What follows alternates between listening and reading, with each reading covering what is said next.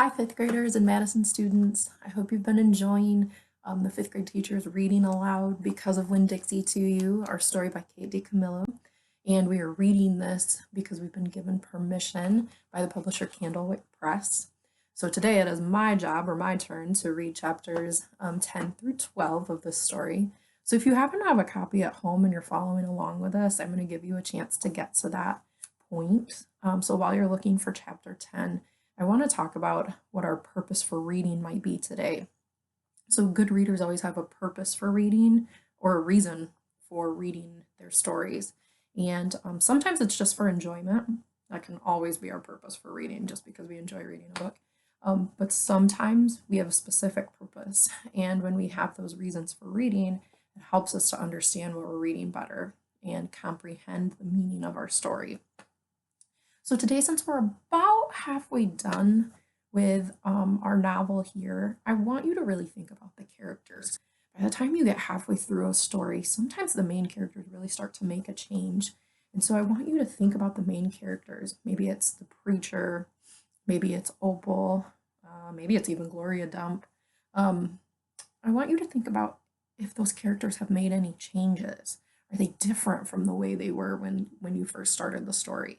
And I want you to be able to tell me specific examples. Give me evidence from that text. What lines in the story or what parts of the story make you think? Chapter 10. I told Gloria Dump everything. I told her how me and the preacher had just moved to Naomi and how I had to leave all my friends behind. I told her about my mama leaving, and I listed out the 10 things that I knew about her. And I explained that here in Naomi, I missed Mama more than I ever did in Watley. I told her about the preacher being like a turtle, hiding all the time inside his shell. I told her about finding Winn Dixie in the produce department and how because of him, I became friends with Miss Franny Black and got a job working for a man named Otis at Gertrude's Pets and got invited to Sweetie Pie Thomas's birthday party. I even told Gloria Dump how Dunlap and Stevie Dewey called her a witch. I told her they were stupid, mean, bald-headed boys, and I didn't believe them. Not for long, anyhow. And the whole time I was talking, Gloria Dump was listening. She was nodding her head and smiling and frowning and saying, and is that right? I could feel her listening with all her heart, and it felt good. You know what? She said when I was all done. What? Could be that you got more of your mama in you than just red hair and freckles and running fast. Really? I said. Like what? Like maybe you got her green thumb. The two of us could plant something and see how it grows. Test your thumb out. Okay, I said. What Gloria Dump picked for me to grow was a tree. Or she said it was a tree.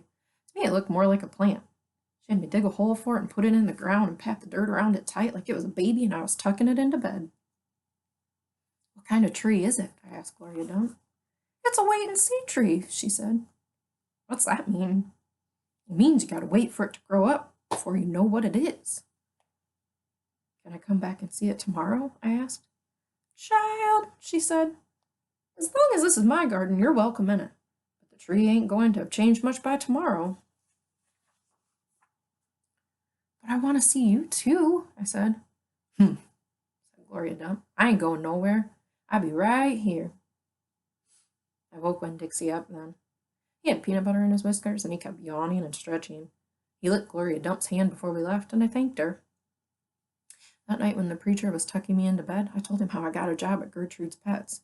And I told him all about making friends with Miss Franny Black and getting invited to Sweetie Pie's party. And I told him about meeting Gloria Dump. Winn Dixie lay on the floor waiting for the preacher to leave so he could hop up on the bed like he always did. When I was done talking, the preacher kissed me goodnight. And then he leaned way over and gave Winn Dixie a kiss too, right on top of his head.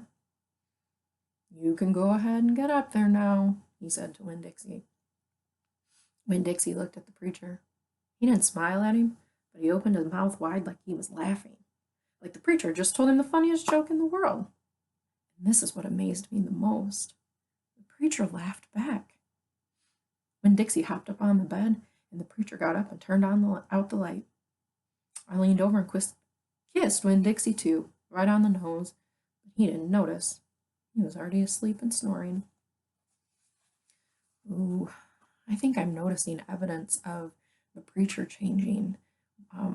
Opal told us in the beginning of the story that he kind of was like a turtle in his shell, and he kind of kept to himself and he didn't really express his feelings.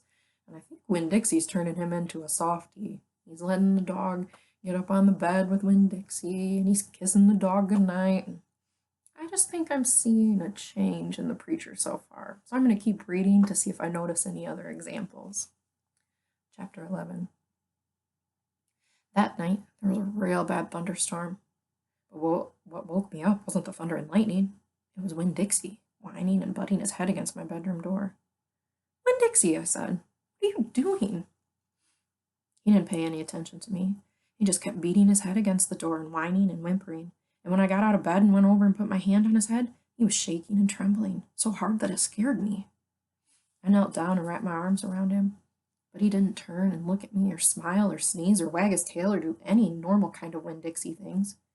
He just kept beating his head against the door and crying and shaking. "You want the door open?" I said. "Huh? Is that what you want?" I stood up and opened the door, and Winn Dixie flew through it like something big and ugly and mean was chasing him. "Winn Dixie," I hissed, "come back here." I didn't want him going and waking the preacher up. But it was too late. Winn Dixie was already at the other end of the trailer in the preacher's room. I could tell because there was a spring sound. It must have come from Winn Dixie jumping up on the bed, and then there was a sound from the preacher like he was real surprised. But none of it lasted long, because Winn Dixie came tearing back out of the preacher's room, panting and running like crazy. I tried to grab him, but he was going too fast. "Opal," said the preacher. He was standing at the door to his bedroom, and his hair was all kind of wild on top of his head, and he was looking around like he wasn't sure where he was. "Opal, what's going on?" "I don't know," I told him. But just then there was a huge crack of thunder, one so loud that it shook the whole trailer, and Winn Dixie came shooting back out of my room and went running right past me, and I screamed, "Daddy, watch out!" But the preacher was still confused. He just stood there, and Winn Dixie came barreling right toward him, like he was a bowling ball and the preacher was the only pin left standing. And wham! They both fell to the ground. "Uh-oh," I said. "Opal," said the preacher. He was lying on his stomach, and Winn Dixie was sitting on top of him, panting and whining. "Yes, sir," I said. "Opal," the preacher said again. "Yes, sir," I said louder. "Do you know what a pathological fear is?" "No, sir," I told him. The preacher raised a hand. He rubbed his nose. "Well," he said after a minute, "it's a fear that goes way beyond normal fears. It's a fear you can't be talked out of or reasoned out of." Just then there was another crack of thunder, and Winn Dixie rose straight up in the air like somebody had poked him with something hot. When he hit the floor, he started running. He ran back to my bedroom, and I didn't even try to catch him. I just got out of the way. The preacher lay on the ground, rubbing his nose. Finally, he sat up. He said, "Opal, I believe Winn Dixie has a pathological fear of thunderstorms." And just when he finished his sentence, here came Winn Dixie again, running to save his life. I got the preacher up off the floor and out of the way just in time.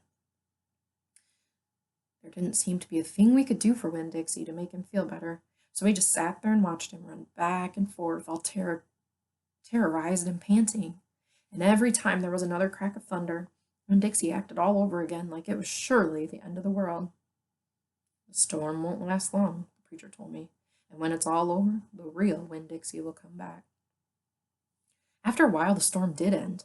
The rain stopped, and there wasn't any lightning, and finally the last rumble of thunder went away, and Winn Dixie quit running back and forth and came over to where me and the preacher were sitting, and cocked his head like he was saying, "What in the world are you two doing out of bed in the middle of the night?" And then he crept up on the couch with us in this funny way he has, where he gets on the couch an inch at a time, kind of sliding himself onto it, looking off in a different direction like it's all happening by accident. Like he doesn't intend to get on the couch. All of a sudden, there he is. And so the three of us sat there. I rubbed Winn Dixie's head and scratched him behind the ears the way he liked, and the preacher said, "There are an awful lot of thunderstorms in Florida in the summertime." "Yes, sir," I said. I was afraid that maybe he would say we couldn't keep a dog who went crazy with pathological fear every time there was a crack of thunder. "We'll have to keep an eye on him," the preacher said. He put his arm around Winn Dixie. We'll have to make sure he doesn't go out during a storm. He might run away. We have to make sure we keep him safe. Yes, sir, I said again. All of a sudden, it was hard for me to talk. I loved the preacher so much. I loved him because he loved Winn Dixie. I loved him because he was going to forgive Winn Dixie for being afraid. But most of all, I loved him for putting his arm around Winn Dixie like that, like he was already trying to keep him safe. Oh man, I think that last page we just read had some more details about the preacher and how he's changed. Now, he's becoming a softie for that dog, which I think a lot of us do. We get connected to our pets and we just love them so much and we become softies. So I want you guys, though, to find what details show that the preacher might be making a change. Chapter 12. Me and Winn Dixie got to Gertrude's Pets so early for my first day of work that the close sign was still on the window. But when I pushed on the door, it swung open, and so we went on inside. I was about to call out to Otis that we were there, but then I heard the music. It was the prettiest music I've ever heard in my life. I looked around to see where it was coming from, and that's when I noticed that all the animals went out of their cages. There were rabbits and hamsters and gerbils and mice and birds and lizards and snakes. And they all were just sitting there on the floor like they had turned to stone. And Otis was standing in the middle of them. He was playing a guitar and he had on skinny pointed-toed cowboy boots and he was tapping them while he was playing the music. His eyes were closed and he was smiling. Winn Dixie got a dreamy kind of look on his face. He smiled really hard at Otis, and then he sneezed, and then his whiskers went all fuzzy, and then he sighed and kind of dropped to the floor with all the other animals. Just then Gertrude caught sight of Winn Dixie. "Dog!" she croaked, and flew over and landed on his head. Otis looked up at me. He stopped playing his guitar and the spell was broken. The rabbits started hopping and the birds started flying and the lizards started leaping and the snakes started slithering and Winn Dixie started barking and chasing everything that was moving, and Otis shouted, "Help me!" For what seemed like a long time, me and Otis ran around trying to catch mice and gerbils and hamsters and snakes and lizards. We kept on bumping into each other and tripping over the animals, and Gertrude kept screaming, "Dog! Dog!" Every time I caught something, I put it back in the first cage I saw. I didn't care if it was the right cage or not. I just put it in and slammed the door. And the whole time I was chasing things, I was thinking that Otis must be some kind of snake charmer. The way he could play his guitar and make all the animals turn to stone. And then I thought, this is silly. I shouted over Winn Dixie barking and Gertrude yelling. I said, "Play some more music, Otis!" He looked at me for a minute. Then he started playing his guitar, and in just a few seconds, everything was quiet. Winn Dixie was lying on the floor, blinking his eyes and smiling to himself and sneezing every now and then, and the mice and the gerbils and the rabbits and the lizards and the snakes that we hadn't caught yet got quiet and sat still, and I picked them up one by one and put them back in their cages. When I was all done, Otis stopped playing. He looked down at his boots. I was just playing some music. It makes them happy. "Yes, sir," I said. "Did they escape from their cages?" "No," Otis said. "I take them out. I feel sorry for them being locked up all the time. I know what it's like, being locked up." "You do?" I said. "I've been in jail," Otis said. He looked up at me real quick and then looked back down at his boots. "You have?" I said. "Never mind," said Otis. "Aren't you here to sweep the floor?" "Yes, sir," I told him. He walked over to the counter and started digging through a pile of things, and finally he came up with a broom. "Here," he said, "you should start sweeping." Only he must have gotten confused. He was holding out his guitar to me instead of the broom. "With your guitar?" I asked. He blushed and handed me the broom, and I started to work. I'm a good sweeper. I swept the whole store and then dusted some of the shelves. The whole time I worked, Winn Dixie followed me, and Gertrude followed him, flying behind him and sitting on his head and his back and croaking real quiet to herself. "Dog! Dog!" When I was done, Otis thanked me. I left Gertrude's Pets thinking about how the preacher probably wouldn't like it very much that I was working for a criminal. Sweetie Pie Thomas was waiting for me right out front. "I seen that," she said. She stood there and sucked on her knuckle and stared at me. "Seen what?" I said. "I seen all them animals out of their cages and keep 'em real still. Is that man magic?" she asked. "Kind of," I told her. She hugged Winn Dixie around the neck. "Just like this grocery store dog, right?" Right, I said. I started walking, and Sweetie Pie took her knuckle out of her mouth and put her hand in mine. Are you coming to my birthday party? She asked. I surely am, I told her. The theme is pink, she said. I know it, I told her. I gotta go, she said all of a sudden. I gotta go home and tell my mama about what I seen. I live right down there in that yellow house. That's my mama on the porch. You see her? She's waving at you. I waved at the woman on the porch, and she waved back, and I watched Sweetie Pie run off to tell her mama about Otis being a magic man. It made me think about my mama and how I wanted to tell her the story about Otis charming all the animals. I was collecting stories for her. I would also tell her about Miss Franny and the bear, and about meeting Gloria Dump, and believing for just a minute that she was a witch. I had a feeling that these were the kind of stories my mama would like, the kind that would make her laugh.